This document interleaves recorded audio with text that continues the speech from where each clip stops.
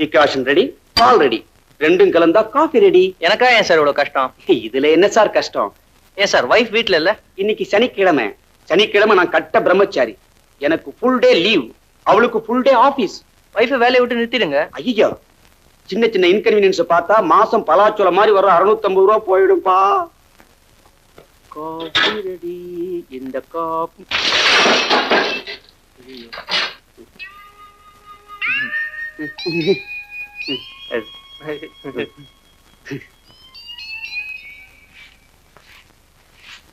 ஒரு கம்பெனில 850 ரூபா சம்பாதிக்கிறேன். ஆனாலும் சில சமயம் இப்படி தொடப்பத்தை பிடிக்க வேண்டியிருக்கு. பெண்டாட்டிகையில பேனாவை கொடுத்து ஆபீஸுக்கு அனுப்பினா சில சமயம் தொடப்ப கட்டியும் பிடிக்க வேண்டி வரும். அவ கொண்டு வர பணத்தை அனுபவிக்கணும்னா சில சமயம் பாத்ரூமையும் கழுவ வேண்டி வரும். கழுவு கழுவு. உங்க அப்பாவா கோவமா இருக்காரா? ஓல்டு மேன், பழைய கால டைப்பு.